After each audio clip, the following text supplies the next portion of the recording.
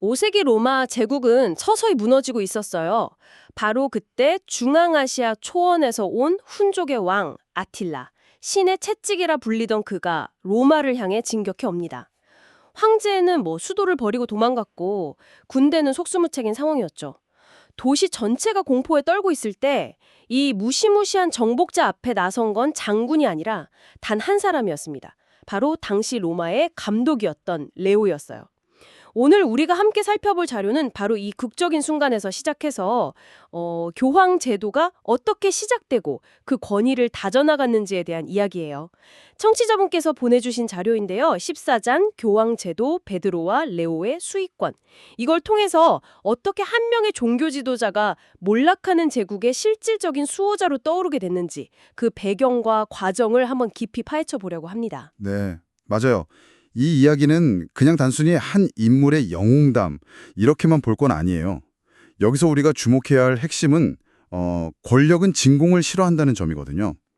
황제라는 정치적 권력이 사라진 그 공백을 종교적 권위가 어떻게 파고들어서 현실적인 힘으로 전환되는지 보여주는 아주 중요한 사례입니다. 레오가 아틸라와 마주한 이 사건, 이게 앞으로 교황 제도가 나아갈 길을 보여주는 아주 상징적인 장면이 되는 거죠. 그럼 시간을 좀 거슬러서 452년 6월로 한번 가보죠. 아틸라의 군대가 북부 이탈리아를 그야말로 휩쓸고 로마로 향하고 있었어요. 제가 이 자료를 읽으면서 가장 인상 깊었던 부분 중 하나가 당시 로마군의 상태였는데요. 그냥 약한 게 아니라 아예 싸울 의지 자체가 없었다고 나오더라고요. 주민들은 공포에 질려서 다들 도망치기 바빴고요. 그럴 수밖에 없었죠. 당시 서로마 제국은 이미 껍데기만 남은 상태였으니까요. 계속된 내전, 경제 붕괴, 또 용병에 의존하는 군사 시스템 때문에 제대로 된 군대를 동원할 능력 자체가 없었어요. 황제가 수도를 지킬 시도조차 안 했다는 게 그걸 딱 증명하죠. 아니, 잠깐만요. 황제는 도망갔고 군대도 없는데 교회 감독이 혼자 걸어나가서 아틸라를 만났다는 거잖아요. 이건 정말 믿기지가 않네요. 대체 무슨 배짱이었을까요? 정복자와 신앙인, 야만족의 왕과 교회의 수호자, 정말 영화 속 한 장면 같아요. 그리고 더 놀라운 건 회담 후에 아틸라가 진짜로 로마를 파괴하지 않고 군대를 철수시켰다는 거죠. 그렇죠. 이 장면 때문에 후대에는 레오가 기도하자 하늘에서 베드로와 바울 성인이 칼을 들고 나타나서 아틸라를 쫓아냈다. 이런 전설까지 만들어졌어요. 하지만 이 자료는 조금 더 현실적인 다른 가능성도 제시하고 있습니다. 당시 아틸라의 군대는 계속된 원정으로 식량이 부족했고 또 이탈리아에 퍼진 전염병 때문에 사실상 더 진군하기 어려운 상황이었을 수도 있다는 거예요. 아, 그러니까 레오의 담판이 결정적인 이유가 아닐 수도 있었다 이런 거네요. 그럴 가능성도 충분하죠. 하지만 여기서 정말 중요한 건 실제 이유가 뭐였냐보다도 당시 로마인들이 이 사건을 어떻게 받아들였냐는 거예요.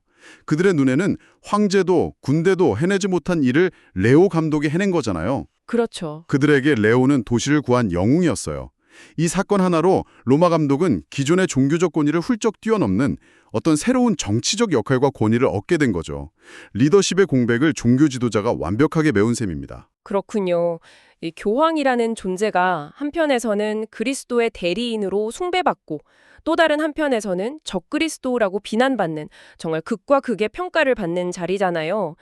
저희는 여기서 그 옳고 그름을 따지려는 게 아니라 이 제도가 역사적으로 어떻게 만들어졌는지 보려는 건데요.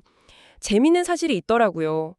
교황, 포프, 그러니까 파파라는 말이 원래는 모든 감독을 존경하는 의미에서 아버지처럼 부르던 호칭이었다는 거예요. 자료를 보니까 6세기가 되어서야 로마 감독에게만 독점적으로 쓰이기 시작했다고 하더라고요. 맞아요.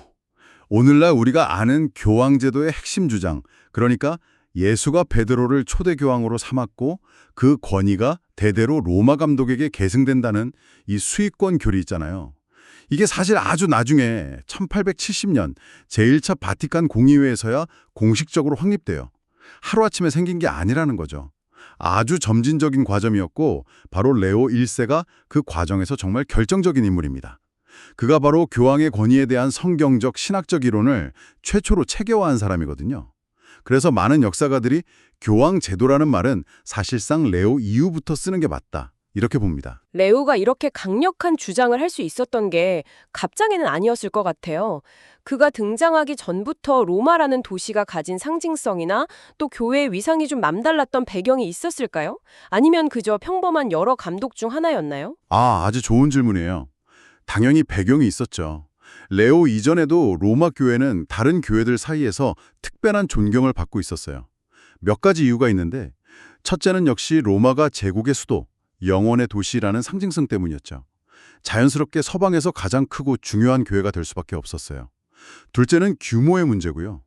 온갖 박해 속에서도 3세기 중반에 이미 교인 수가 3만 명에 달할 정도로 거대했거든요. 와, 3만 명이요. 그 시대에 정말 대단한 숫자네요. 그렇죠. 그리고 세 번째, 이게 가장 중요한 이유인데 바로 사도 베드로와 바울이 순교한 곳이자 그들이 세운 교회라는 점이었어요. 사도들의 가르침을 직접 읽는다는 정통성, 이건 다른 어떤 교회도 가질 수 없는 강력한 무기였죠. 하지만 여기서 중요한 점은 이때의 위상이라는 게 실질적인 지배권이 아니라 명예와 존경에 가까웠다는 거예요. 일종의 큰형님 같은 존재였달까요? 그러니까 명령을 내리는 총사령관이 아니라 가장 존경받는 원로 같은 느낌이었군요. 정확합니다. 자료를 보면 콘스탄티누스 황제 이전까지 로마 감독이 로마시 밖에서 사법권을 행사했다는 기록은 전혀 없어요. 다른 지역의 유능한 교회 지도자들은 로마 감독의 의견이 틀렸다고 생각하면 얼마든지 공개적으로 반대할 수 있었죠. 당시 교회의 권력 구조는 오히려 각 지역 감독들이 함께 모여서 중요한 문제를 결정하는 교회회의, 그러니까 일종의 종교계의 유엔 총회 같은 거죠. 이런 회의나 제국의 행정구역을 따라 대도시의 감독이 주변 지역에 영향력을 행사하는 방식으로 발전하고 있었어요. 로마가 유일한 중심은 아니었던 겁니다. 그러니까 로마는 약간 우리가 원조 맛집이야 라고 주장하는 그런 상황이었네요. 사도 베드로와 바울이 직접 세운 교회니까요.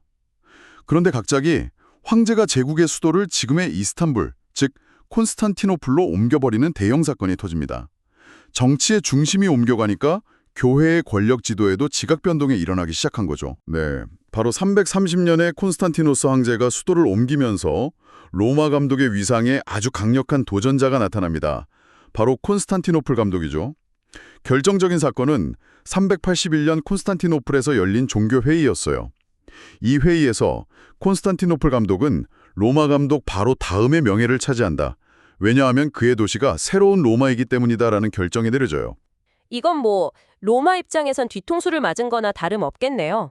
자기들의 권위가 사도적 전통이 아니라 그냥 수도라는 정치적 위치 때문이었다고 인정하는 셈이 되잖아요. 그렇죠. 로마는 충격에 빠졌고 당시 로마 감독이었던 다마수스가 즉각 반박하고 나섭니다. 그는 이렇게 주장합니다. 로마 교회의 우월성은 도시의 정치적 위치 같은 세속적인 이유나 어떤 회의의 결정 때문이 아니다. 오직 너는 베드로라 이 반석 위에 내 교회를 세우리라고 하신 예수 그리스도의 말씀에 근거한다. 이것이 바로 자료에서 말하는 로마 수익권에 대한 최초의 공식적인 선언입니다. 이때부터 서방의 로마와 동방의 콘스탄티노플은 서로 다른 길을 걷게 돼요. 동방교회는 황제의 정치적 영향력 아래 놓이게 되고 반대로 서방 제국이 약해지면서 로마 감독은 오히려 더 독립적인 힘을 키우게 되는 그런 아이러니한 상황이 펼쳐지죠. 그러니까 레오는 이 팽팽한 라이벌 구도 속에서 등장을 한 거군요. 콘스탄티노플이 정치적 위상을 내세우니까 레오는 신학적 정통성으로 아예 못을 박으려고 한 거고요. 맞습니다. 레오는 감독이 되자마자 복되신 사도 베드로의 영광이 그의 보좌, 즉 로마 감독의 자리에 살아있다고 선포하면서 교황 우월권 이론의 토대를 다져요. 그는 마태복음, 누가복음, 요한복음의 구절들을 아주 정교하게 엮어서 그리스도가 베드로에게만 특별히 천국의 열쇠를 주었고 이 권위가 베드로의 후계자인 로마 감독들에게만 계승된다는 이론을 확고하게 만듭니다. 베드로라는 반석 위에 세운 교회의 권위가 그의 후계자들에게 이어진다는 그런 논리였죠. 그게 당시 사람들에게는 굉장히 설득력 있게 들렸을 것 같아요. 세상은 혼란스럽고 제국은 무너져 가는데 변치 않는 반석 같은 권위가 있다는 주장이니까요. 바로 그 점이 핵심이에요. 물론 자료는 이 주장의 몇 가지 신학적 문제점을 지적하기도 해요. 예를 들어 복음서에서 제자들의 리더십은 지배가 아닌 겸손한 봉사로 나타나고 베드로 자신도 예수에게 사탄이라는 꾸지람을 듣는 등 불안정한 모습을 보였다는 점. 그리고 무엇보다 성경 어디에도 이 특별한 권위가 로마의 특정 직위로 계승된다는 직접적인 근거는 없다는 점 등을 들죠. 하지만 이론의 허점과 별개로 이 주장은 혼란에 빠진 서방 세계의 질서와 안정을 약속하는 강력한 메시지였습니다. 이론이 현실을 이긴 거네요. 그런 셈이죠. 심지어 레오의 이론은 당시 서방 황제에게도 아주 매력적으로 들렸던 것 같아요. 결국 445년 발렌티니아누스 3세 황제까지 나서서 로마 감독의 말이 곧 법이다 라는 칙령을 발표하기에 이릅니다.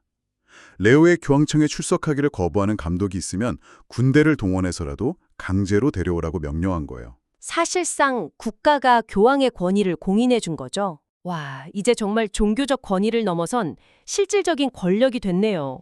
그런데 아이러니하게도 451년 칼케돈 공의회에서 레오의 영향력이 최고조에 달했다고 나오잖아요. 그의 서신이 회의의 신학적 방향을 결정했고 모든 감독들이 베드로가 레오를 통해 말씀하셨다고 외칠 정도였다고요. 네, 신학적으로는 완벽한 승리였죠. 하지만 바로 그 회의에서 그의 가장 큰 골칫거리도 함께 결정이 돼요. 회의 막바지에 동방교회 감독들이 또다시 새로운 로마인 콘스탄티노플레 감독은 로마 감독과 동등한 권위를 갖는다고 결정해버린 거예요. 도시의 정치적 중요성이라는 그들의 논리를 끝까지 고수한 거죠. 이제 기독교 세계의 수장은 공식적으로 하나가 아니라 둘이 된 셈입니다. 레오에겐 정말 뼈아픈 패배였을 거예요. 정말 엎치락 뒤치락하네요. 그런데 이런 신학 논쟁보다 더 급한 문제가 로마에 또 닥치죠. 아틸라를 물리친 지 불과 3년 후인 455년, 이번엔 북아프리카에서 반달족이 쳐들어와요. 상황은 아틸라 때보다 훨씬 더 최악이었어요. 당시 황제였던 막시무스는 반달족이 온다는 소식에 혼자 도망치려다 성난 군중에게 돌에 맞아 살해당합니다. 그의 시신은 거리에 끌려다니다 강물에 버려졌고요. 제국군은 완전히 와해돼서 통솔을 장군조차 없었어요. 로마는 말 그대로 무방비 상태였죠. 그리고 또다시 레오가 나서는군요. 네, 또다시 레오가 성문으로 걸어나가 반달족의 왕 가이세릭을 만납니다. 하지만 이번엔 아틸라 때처럼 극적인 협상은 아니었어요. 레오는 그저 도시를 불태우고 시민들을 학살하지만은 말아달라고 자비를 구했어요. 가이세릭은 별다른 대답 없이 14일간 약탈하겠다고만 말했다고 해요. 그리고 실제로 반달족은 2주 동안 황궁과 신전의 보물들을 아주 조직적으로 약탈하고 황후를 포함한 수많은 사람들을 인질로 잡아갔습니다. 그럼 레오의 중재가 실패한 거 아닌가요? 완전히 실패한 건 아니에요. 도시는 약탈당했지만 레오의 중재 덕분에 방화와 무차별적인 대규모 학살은 피할 수 있었거든요. 최악의 상황에서 최선의 결과를 얻어낸 거죠. 폐허받은 도시에서 로마 시민들에게 유일한 희망이자 버팀목은 역시 레오였습니다. 이 자료에서 가장 인상 깊었던 마지막 장면이 바로 그 이후 레오의 설교예요. 반달족이 물러간 후 그는 설교에서 이 모든 공을 신에게 돌리면서 자신의 이름은 단 한마디도 언급하지 않아요. 우리의 생존과 자유를 이교두들처럼 운 때문으로 돌리지 말고 야만인들의 분노를 약화시키신 전능자의 자비 덕분으로 인정하라. 이렇게요. 정말 노련한 지도자의 모습 아닌가요? 그렇죠. 굳이 자기가 했다고 말할 필요가 없는 거예요. 모든 로마 시민들이 알고 있었으니까요. 누가 이 도시를 지켜냈는지를. 이제 황제가 아니라 레오가 영혼의 도시를 책임지는 실질적인 존재가 된 겁니다. 이때부터 그는 로마의 이교도 대사자를 뜻하던 폰티펙스 막시무스, 즉 최고 사제라는 칭호로 불리게 돼요. 그가 평생을 바쳐 쌓아올린 신학적 이론이 무너지는 제국의 현실 속에서 마침내 실체적인 권위로 완성되는 순간이었죠. 오늘 이렇게 자료를 쭉 살펴보니 교황 제도는 단순히 신학적 주장만으로 세워진 게 아니라는 게 분명해지네요. 무너져가는 제국의 폐허 속에서 사람들이 필요로 하는 리더십의 공백을 정확히 메우고 현실적인 위기를 해결하면서 그 권위를 차곡차곡 쌓아 올린 거군요. 맞아요. 로마 감독의 역할이 존경받는 종교 지도자에서 도시의 실질적인 보호자이자 통치자로 변모하는 과정을 통해 우리는 위기라는 것이 어떻게 기존의 제도를 변화시키고 새로운 역사를 만들어내는지를 볼 수 있어요. 결국 한 시대의 위기가 새로운 형태의 권력을 탄생시킨 셈이죠. 마지막으로 청취자분께 이런 생각할 거리를 남겨드리고 싶어요. 자료를 보면 로마는 자신의 권위를 베드로로부터의 사도적 계승이라는 신성한 기원에서 찾으려 했고 라이벌이었던 콘스탄티노플은 새로운 로마라는 현실적인 정치적 위상에서 찾으려 했잖아요. 이처럼 신성한 권위와 세속적인 권력 사이의 긴장감은 이후 교황제도의 역사 내내 반복되는 핵심 주제가 되거든요. 한 기관의 권위가 신의 명령 같은 절대적인 기원에서 비롯되는 걸까요? 아니면 그 기관이 탄생하고 성장했던 역사적 상황과 필요에 따라 만들어지는 걸까요? 이 질문은 오늘날 우리가 속한 여러 조직이나 제도를 바라볼 때도 꽤 흥미로운 시사점을 주는 것 같습니다. 한번 생각해 보시면 좋겠습니다.